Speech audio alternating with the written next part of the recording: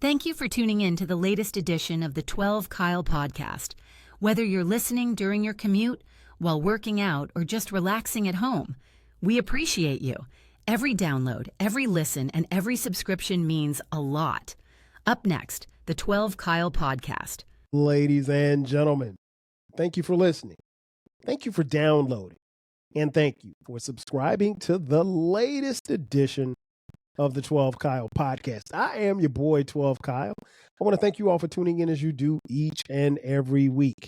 Shout out to those of you who are watching on YouTube and Spotify. Man, check this out. On this episode, I want to talk about dumb shit. Like, listen, if you were a child, depending on what era you came up in, you probably did some dumb shit, right? If you follow the podcast, you know, a couple of years ago, I did an episode on really some of the dumbest things that I've ever done in my life. And I'm honestly a pretty smart guy, right? But, you know, particularly when we were kids, we did dumb shit. And, you know, I mentioned firing a loaded gun in the house, not knowing that the gun was loaded. The clip was taken out, but I didn't know about the one in the chamber, you know, so I did, you know, dumb shit. Like, you know, I had some pine straw on my porch and I was lighting the pine straw on fire, not knowing that I could burn the whole house down. Yes. I mean, like I said, just dumb shit. So I talked about that on the podcast, but on this episode, I want to talk even more a little bit about just the dumb shit that we did, but this time I'm going to kind of include me and the people around me, my friends, my family, because we, you know, did some dumb shit. And I mean, like, and don't get me wrong, folks. I was born in the 70s, grew up in the 80s and the 90s. It was the best of times, but that doesn't necessarily mean that we did, you know, the smartest of things. And I got this idea really just listening to the homie Eclectic. Shout out to E. He's got a new podcast venture called Before Everything Changed. Make sure that you check it out. All nostalgia podcast. The guy's on another level. He's got all kinds of videos and everything. But it's a really, really dope podcast. You guys have heard E on this podcast 1,000 times. But I got this idea about this podcast because he mentioned doing something dumb as a child. And I was like, you know, we did a whole, and what was interesting was, like, even listening to him tell the story, it just reminded me that no matter where you are, no matter how old you are, you probably did something dumb as a child. And you would think that as you go along, the level of dumb would kind of dissipate. Not necessarily the case. For instance, like when I was in elementary school, right? We used to do this thing called breaking pencils. Now, I really don't know what the object of the game was. Like, I would have my pencil, and then let's say Eclectic, he would have his pencil. And so he would stick, and if you're watching on YouTube or Spotify, you can understand what I'm talking about. So he would hold the pencil like this. So I would hold my pencil horizontally for those of you who are listening. And then E would take his pencil and have his pencil hit my pencil as hard as he could, trying to break my pencil. And you could only use like a number 2 pencil. You couldn't use the big fat pencils or anything like that. And so we would take turns. So he'd get a turn, then I'd get a turn. Then he'd get a turn, and then I'd get a turn. And the goal was to, you know, break the other person's pencil. It sounds simple in thought, but what happens once your pencil gets broken? I mean, like, you really have no need for a pencil that's broken in half. I mean, none whatsoever, because if your pencil's over here and your eraser's over here, it's pointless. But we used to do dumb stuff like, and I'll be honest, everything that I'm going to tell you, I don't necessarily know that I don't think it's just me, but I mean, I grew up in Florence, South Carolina, and maybe we did things a little different than where it was where you grew up. So I'll need y'all to tell me if I was bugging or the people around me were bugging.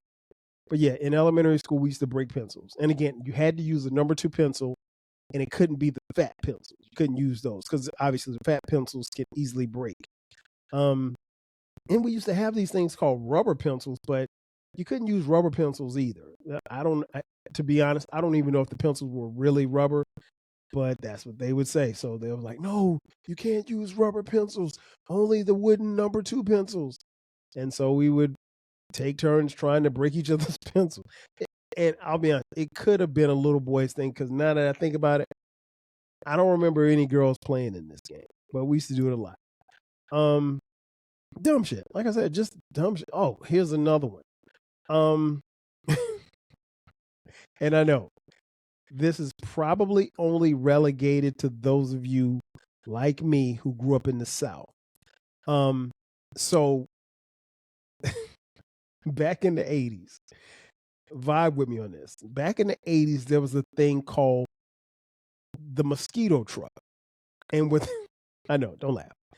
The mosquito truck would come by, and its job was to spray for mosquitoes. So let's say you lived on Main Street, right? So every day during the summertime around, let's say 5 o'clock, the mosquito truck would come down Main Street. And so it would come down your block. And what it would do was it would spray. They had this big thing on the back of the truck, it was like a little flatbed truck. They had this big compartment that would push out a spray. And the spray was actually a pesticide to kill mosquitoes. Now, granted, we weren't living in ancient times or anything. We weren't getting mosquitoes the mosquitoes weren't carrying malaria or anything like that. But the mosquitoes in our area, I mean, like they did, work for the Red Cross. I mean, like when you got bit by a mosquito, you knew because they drew a couple of pints of blood. But so the premise is for the mosquito truck to come through, spray your street down, and just keep going to the next street over. And so what it would do is, like I said, I'm on Main Street. It would come down Main Street, and then when it got to our neighborhood, they would release the spray, and keep in mind, nobody's getting out of the car. It's literally a mosquito drive-by. They're riding down the street. They press a button. The mosquito spray comes out. You can see it. You can smell it. And that would be it. And it would just kind of linger in the air or what have you. So at one point, me and my friends just got this bright idea, like, hey, when the mosquito truck comes past us, let's run behind it and get in the spray. Not knowing that what we were doing was really putting ourselves in the harm's way of some type of pesticide. Nothing that would kill us, but it could. If it got in your eyes, it could burn your eyes a little bit. Or you probably could get high. I don't know. And so one day we got the idea. We saw the mosquito truck coming, and the mosquito truck seemed to be like always on time. 5:30, it was coming down the street. And we were playing outside, and I must have been like 7 or 8 years old. And the mosquito truck came by, and we ran right behind the truck in the path of the mosquito spray. And we got mosquito spray in our eyes and our hair and our clothes and stuff. And we didn't care. And, there was one kid that coughed a little bit, but it didn't bother anybody. And we did this quite a few days. I don't know, man. And even today, as a 52-year-old man, I have no explanation as to why we did it. It was just dumb. We didn't know any better. Well, I can't even say we didn't know any better. We knew better, but it seemed like fun, so we did it. What else? There was a couple other things that we did in elementary school that was very dumb. Have you ever seen somebody flip their eyelids? I know. Listen, I know it sounds gross, right? So what we would do as little boys to freak the girls out, you have to kind of put your finger on the top of your eyelid and flip it to the other side to where the underside of your eyelid is actually on top of your eye, and it's showing, so people can see the top part of your eyelid, which is pink. And so we would do that for both of our eyes. and we would run behind the girls and terrorize them. Listen, I have, and if there are any young ladies from my hometown, my neighborhood that are listening, I apologize. We literally didn't know any better. But we would flip our eyelids and try to chase the girls and scare them. I don't know why they would run and holler, but that was like the cool thing to do. We were wild in elementary school. I think I talked about this before, but if not, I'll touch on it briefly. We didn't really play baseball, but we played a game. And I've heard that this game is called different things in different places, but we used to call it roly poly. Don't ask. Right. So the object of the game, it was kind of like baseball.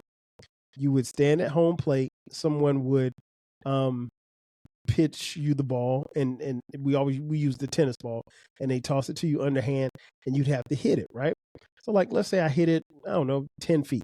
So I hit the ball 10 feet, I run to first base. And then what has to happen is there's nobody there at first base for me to be thrown out to. What happens is I get to first base, the pitcher gets the ball wherever the ball is stopped, right? And then you're supposed to line up so the bat is laid down flat on home plate. The bat is laid down flat, and the pitcher has to roll the ball now to the bat that's laying down flat across home plate. If they roll the ball to the bat and the ball hits the bat while it's on the ground, you're out. If it doesn't, you can stay on first base. And then you advance each base every hitter that comes up. Listen, it was ghetto baseball. I get it. It was ghetto. It was country and it's ghetto. But man, we had so much fun playing roly poly. And that's how you scored. Like if they couldn't hit the bat when you put the bat down, then, or they couldn't stop the ball. Because keep in mind, they had to roll the ball from wherever it stopped. So if I hit the ball 20 yards away, you got to roll it from that spot wherever the ball stopped at. So it was always fun playing roly poly. I don't necessarily know that there were any winners or losers, but hey, like I said, just dumb shit. We just made up stuff, man. And that's why I'm always critical, and also kind of make fun of kids these days, because we found stuff to do. I mean, like, who thinks of a game like this? And yet, today's kids, they have all the technology in the world, and they could never come up with something like this. What else? Oh, we used to now, kids like me, I can't say I never took one gymnastic class, but I knew how to do backflips, right? So we would do backflips. We would have contests, and then sometimes, this is gonna sound gross, sometimes, and particularly when I lived in the projects, there were people who would, like, let's say they got a new bedroom set, right? They got a new bedroom set, so they would bring down their old mattress and their old box springs, and they would put it beside the dumpster. And so you put it beside the dumpster, so when the people come to pick up the trash, they put the mattress and the box springs in the dumpster. Well, again, ghetto. We're playing ghetto gymnastics, I guess. So somebody got the bright idea one day, was like, "Hey, you guys do backflips. Why don't you guys do flips off of this mattress?" And we was like, "Yeah, okay, cool." And so it was like having your own personal trampoline. So we would run, jump on it, do front flips, we do back flips and everything. And then there were kids, not me, but there were kids who would lay on these mattresses. Keep in mind, you don't know where the mattress came from. You just know that somebody is throwing it away for trash. And you don't know what kind of bodily fluids might be on this mattress. I'm going to just leave it at that. But yeah, we used to flip off the mattresses, man. It was a time. It was a time to be alive. And then we got to middle school, and you should get a little bit more sense about yourself. You shouldn't be doing as much dumb shit. But I was in middle school. No, I take that back. I was in high school when I fired that gun. But that's another story for another day. In middle school, at least for me and a couple of my partners, there seemed to be some type of infatuation with fire. I don't know why. The story I told at the beginning, with the pine straw. Yeah, that happened, because we were infatuated with fire. Well, my cousin Eric, shout out to my cousin Eric, who I always seem to get in trouble with. He showed me one day what would happen if you had a lighter and you struck the lighter and you took an aerosol can and sprayed the lighter as the lighter was lit. Well, the fire comes out like a torch. And so we would get lighters and we would get aerosol cans from like spray starch, Lysol, whatever you could get your hands on for an aerosol can. And we would just go around lighting stuff on fire. I remember one summer, man, we would like in where we lived in Florence, particularly after the spring, we'd get a lot of butterflies and caterpillars and stuff like that. So it would be nothing. You could walk outside and you see 10 caterpillars on the ground. And so we got the idea of, hey, let's set these caterpillars on fire. So we would get the torch and get the torch effect with the aerosol can and the lighter and light these caterpillars on fire. Again, I apologize. Didn't know any better, but we were just doing dumb shit. This next one is really funny, at least for me, because childhood humor, right? We had this game called Shoot the Knee. And so, and listen, what I'm about to tell you makes no sense whatsoever. I don't know why we used to do it. So, like, let's say you're standing up. We're in 7th grade. We're going to the media center or the library in school, and we're all in line. And so, if you're standing there, so I'm standing in line, and Tommy's standing in front of me. And so, if somebody say, "Hey, man, shoot his knee," and so what I would do is I would take my knee and hit him, and take my knee and push my knee into the back of his leg, in like the back of his knee, basically. And if his knee folded or buckled, or if he even fell, that meant that he was hungry. I don't know where we came up with that shit from, but it would be so funny to shoot the knee to people, and like, you're catching somebody off guard. I've seen kids actually fall, because you're leaning, let's say you're putting all your weight on one leg, and now all of a sudden somebody knees you in the back of your knee, and you're gonna buckle. We just got the biggest kick out of that. I don't know why. I don't know who started it. I don't know where it came from, but it meant that if your knee buckled, you were hungry. And the last thing you want to be known for in middle school is a kid that's being hungry. Even though we went to school with a bunch of kids who only ate when they came to school, but that's another subject for another day. So middle school, it was just childish humor, right? Just childish. So then by the time I got to high school, the game kind of changed a little bit. I think I know I've told this before, but I don't know if I've told this particular story. Okay, so we had a pool, right? We have a pool. At a house, my house back in Florence. And so in the summertime, me and my cousin Eric, we would throw pool parties, and we just, invite the fellas over, invite some girls we went to school with. Hey, come get in, come get in the pool. And then at one point, we were actually like feeding people. We were like, hey, we'll throw some hot dogs on the grill, and y'all come over and we'll get in the pool. And so like that was a thing. So and I'm not bragging, but we threw a nice pool party. I'll just put particularly for 1991, relatively speaking, yeah, we threw a good pool party. But one of the things that Eric and I used to do, and our crew was notorious for, was we would throw girls in the pool. If you came to my house and you didn't want to get your hair wet or you didn't want to get in the pool, it was best that you stay outside of the gate because the pool was gated.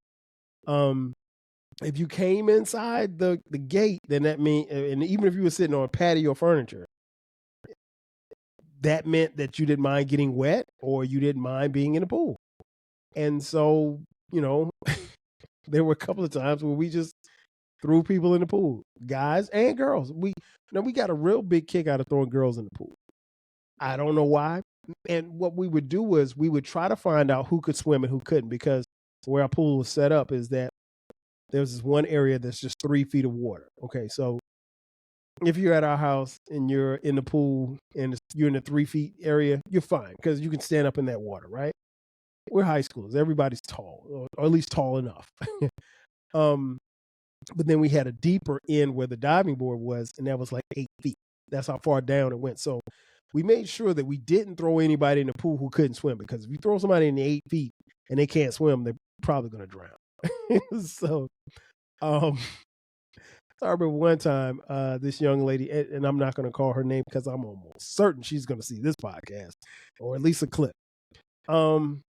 She came over and she had a bikini on, and she was, she said she was going to get in the pool, and we kept saying, like, let's just call her Sabrina. Sabrina, get in the pool. No, I'm cool. I'm going to get in. I'm going to get in later. Sabrina, get in the pool. No, I'm going to get in later. So 20 minutes later, Sabrina, come on, you getting in the pool? No, I'm going to get in later. Hey, man.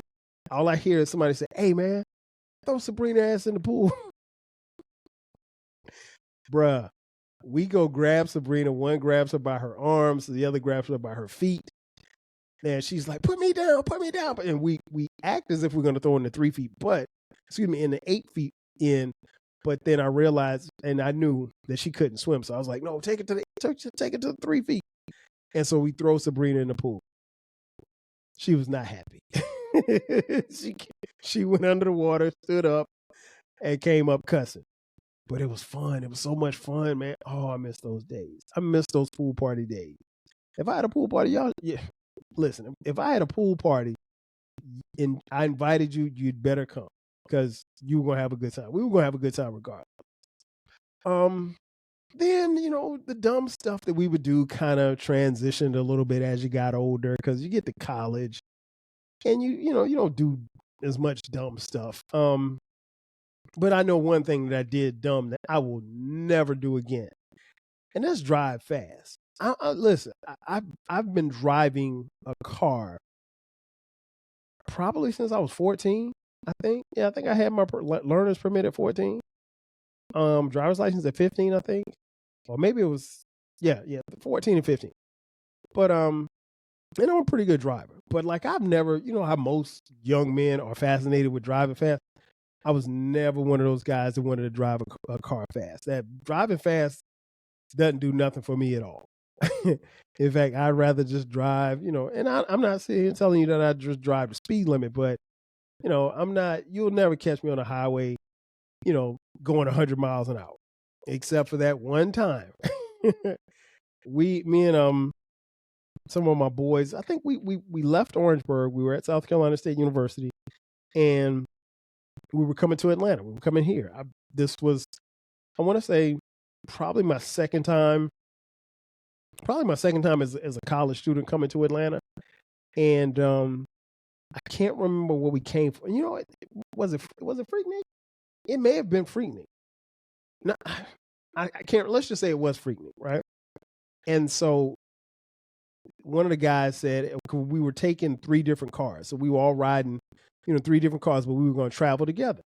And one of the guys said, hey, man, when we get on the highway, we're going to burn out. And I was like, okay, yeah, that's what's up. Let's burn out. Now, I'm driving my car. And we get on the Interstate 20 going west. And as soon as we get on the interstate, man, these guys are flooring it. I look down, I'm doing 95 miles an hour. Then I look again, I'm at 100 miles an hour. And I'm following them. So we're in and out of traffic. Nobody's driving crazy, but we literally, from like Augusta to Atlanta, which is that's probably about 2 hours. Man, I don't ever remember doing anything less than 90 miles an hour. We kind of slowed up in one little area where we knew cops were, but I was just following them, and I was doing 95, 100, and I was the last car, so I don't know how fast they were going. And man, and what probably is normally a 3.5 hour trip, I think we got to Atlanta. I think we got to Atlanta in like 2 hours. was like, I'm never doing this again. But I mean, we didn't have cell phones. And I mean, I knew my way. I knew how to get to Atlanta, but I was going to have to follow them because we were all staying in this one area, whatever, in College Park. And so I couldn't just fall behind. And this was what, 94? So yeah, I'll never drive that fast again. But again, doing dumb shit. And that's why I hope and pray that my kids don't do anything dumb like some of the stuff that I've described in this episode. And last but not least, we used to do dumb stuff. You ever take something from somebody and, just to prove a point, or just take something just to take it, steal it? We used to call it housing. Like you take something from somebody and you say, man, I housed it. I housed that from him. I housed that from her. And sometimes you give it back, sometimes you wouldn't. Like I remember distinctly, I had a hat, a dope Michigan hat my freshman year. And somebody came and housed my hat. And I don't know, to this day, I don't know who took that hat. And word on the street was that one of my teammates had it, and he was seen wearing it around somewhere a couple of weeks later. I never could confirm that he took it. I confronted him. He said he didn't have it, so forth and so on. So it's whatever. But yeah, so people would take stuff from you, particularly if you got caught slipping. And that's what we used to say, man, I housed that because you were slipping. I caught you slipping. And so I'll never forget this. I was preparing to drive from Orangeburg, South Carolina to Washington, D.C. for the weekend. Me and my man Russ was going to his hometown. Russ was from D.C. That's my roommate, my dog. We played ball together, one of my best friends. And so we were in separate cars. And so what happened was I went upstairs in our dorm. I parked my car in front of the dorm, Mitchell Hall, and I went upstairs to get something, right? And when I went upstairs, I left my car unlocked. I came back downstairs, and when I came back downstairs, I discovered that my portable CD player was missing. The portable CD player was missing, so at this point, I'm panicking like, okay, well, where did I leave it in the room? I needed it for this trip. I didn't want to have to, drive all the way to DC listening to the radio. Yes, kids, this was before Spotify and playlists and all this stuff like that. Like you had to have your music. I had a CD player. I had a CD book and everything. The only thing that was missing was the CD player. Everything else, my CD books, all of my CDs were in my car, but my CD player was missing. And I searched far and wide. That CD player was in my car when I went upstairs. And when I came back downstairs, it was gone. And I know that I left the doors unlocked, but I kept the windows up. And I couldn't believe that somebody took my CD player. So I ride all the way to DC, mad because somebody took my CD player. I got to listen to the radio. And, one of the frustrating things about listening to the radio is that, you got to listen to the radio. So even if you're in an area where you can get a good reception on a station, it's only going to last for a little while, and then you're into another area where you can't hear what you were listening to. And so I ride all the way to DC, ride all the way back. Had a great time in DC. Get back, and DC's at this point is probably about a 7.5 hour drive from Orangeburg. We get back to campus, and come to find out that one of my teammates took my CD player. And I'm not going to mention his name because that would be petty for me to mention his name, Rod Walker. So this fool took my CD player and said, hey, I caught you slipping. I just wanted to prove to you a point that you should never leave your car unlocked. And he gave me back my CD player. Now, I love Rod Walker, but I really wanted to kick Rod Walker's ass that day because I had to drive to DC for 7.5 hours with no CD player. And it's all Rod Walker's fault. And even to this day, when I see Rod Walker, I give him nothing but love. We laugh, we joke about it. But in the back of my mind, I still want to kick Rod Walker's ass for that because that weekend I had no music and I don't want to go anywhere without having music. But, we did dumb shit. This is the kind of thing that happens in the 90s. And I think we're better for it. I think one of the things more than anything else I learned is not to do dumb shit. But more importantly, I hope and pray that not just me, But the people around me, the people that I grew up with, we didn't pass these traits on our kids because God forbid if they ever did this dumb shit, I would go crazy. Ladies and gentlemen, that's going to do it for me. Thanks again for checking out this edition of the 12 Kyle podcast. Be sure to subscribe to the podcast. We drop new episodes every Thursday and every Sunday. Also, make sure to check out the Rap Soul podcast. It is my music podcast. It is the place where we have the intersection of discussion between music, artists from the 80s, 90s, and the 2000s when it comes to rap, hip-hop, soul, and R&B. Simply put, folks, it's the best music podcast that you've never heard. So make sure that you check it out. You can find it on all streaming platforms as well as YouTube. Also, we have merch. Check out the 12 Kyle podcast merch. We have t-shirts, hoodies, as well as coffee mugs. We got it for the low. Also, you can contribute to the podcast financially by hitting us up on Cash App, $TWELVEKYLE. Ladies and gentlemen, that's going to do it for me. Thanks again for checking out this edition of the 12 Kyle podcast. I am your boy 12 Kyle. I will catch you guys next time. 5,000. Cheers. Thanks again for listening to this episode of the 12 Kyle podcast. If you enjoyed this episode, make sure that you hit the subscribe button and share this podcast with a friend who needs the 12 Kyle podcast in their life. Every listen, every download, and every share helps us grow. Thanks for being a part of the 12 Kyle podcast community. We appreciate your support. We will catch you next time. 5,000.